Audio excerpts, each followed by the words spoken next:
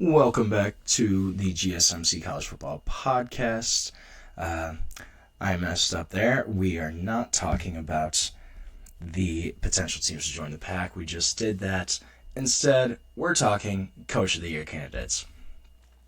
There's a couple guys that I think can be really solid coaches and candidates for Coach of the Year. I got 4 or 5 guys on this list. Just going to run through some of them.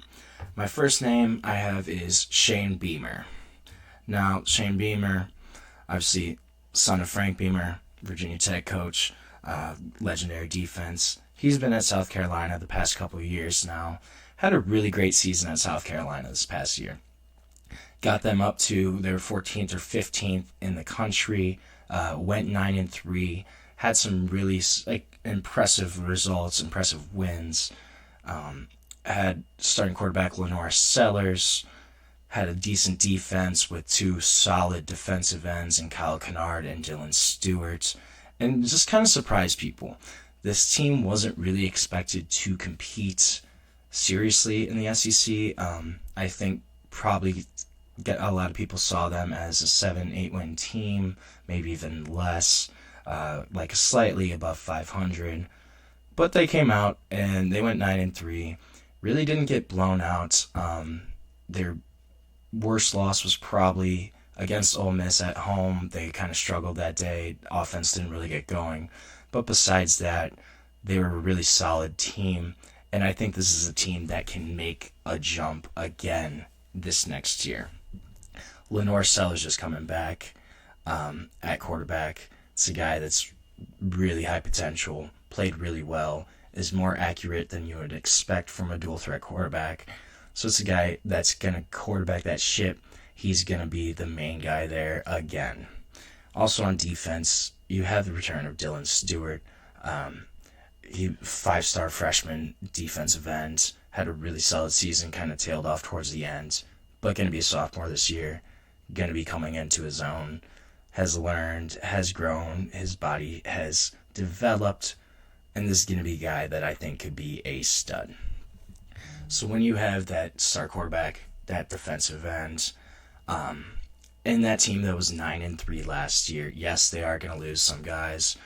Nick Emenwari, their safety, is probably going to be a first-round pick this year. They're going to lose. I believe Kyle Kennard is also going to the draft. I have to triple check that one. But this is a team that's going to be good again. And I think if they compete for an SEC title, at least in their division in the SEC East, that's going to be Shane Beamer is going to have a legitimate shot to be the coach of the year. Switching sides of the country, another younger guy, Kenny Dillingham, had a phenomenal season last year at Arizona State. That hire was kind of unexpected when Arizona State hired him. He did play there. He was quarterback there, but still only 35 when Arizona State hired him away from Oregon to be their head coach.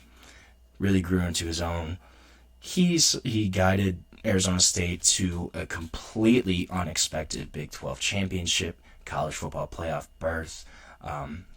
Really showcased his offense, his ability as a coach. Kind of an eccentric dude. If you ever watch any of his interviews, it's funny. He's definitely got that younger kind of quirky coach personality that some of these younger coaches have. But I really like him. I think he's a really good coach. And yes, he's going to lose Cam Scatterbo. That was the heart and soul of their team last year at Arizona State. But he's still going to have Sam Levitt. He's still going to have wideout Jordan Tyson. And I think if he has the same amount of success that he did this past season, if Arizona State wins another Big 12 championship, if they somehow get into the college football playoff again, I think Kenny Dillingham absolutely deserves Coach of the Year. Just his offensive scheme, the way he gets his guys to play. Arizona State really never gave up last season. They weren't expected to be in it, and they just kept pushing, kept winning games. And that's a credit to Kenny Dillingham's ability as a coach, his ability to motivate his guys to keep them to get going. I think some of it was Cam Scadabo too, just the way he played. But again, reflects on your coach.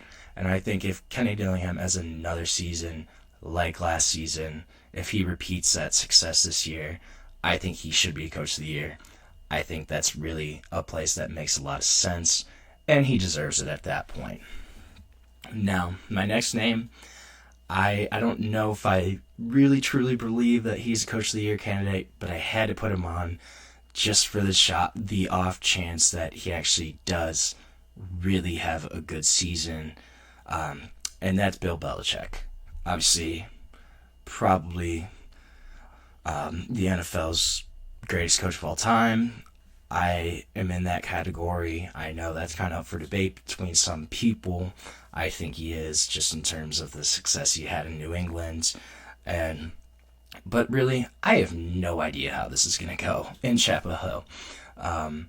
Belichick has never coached in college. He's 71, 72, something like that. He's had his way. He's set the Patriot way, the famed Patriot way for 20 years. And he's going to do things his way. He said he was going to run it like an NFL-style program. He brought in Mike Lombardi as a GM, brought in a lot of his former assistants. Freddie Kitchens is the offensive coordinator.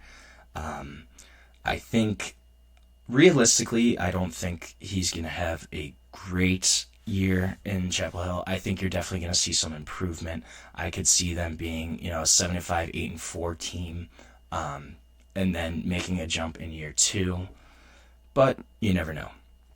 It's very possible that they come out and shock everybody and, make a run to the ACC championship game.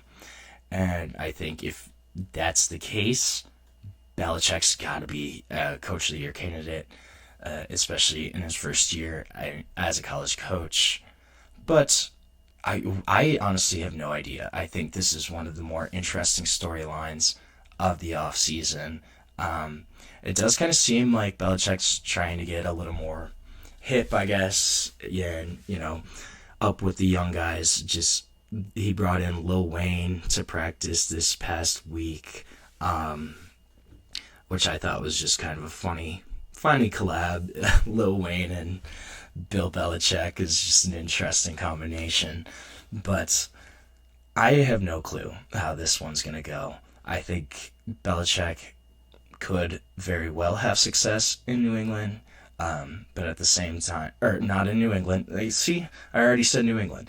In North Carolina, it's just going to be a weird experience. It's going to be hard to see, Bill Belichick in that Carolina blue is just an interesting sight. So, I don't know if he's actually a legit candidate, but I wanted to put him on. I think it's a fun thing to contemplate and think about. Next down the list, though, I think is really a legit candidate, Sherrone Moore, Michigan head coach.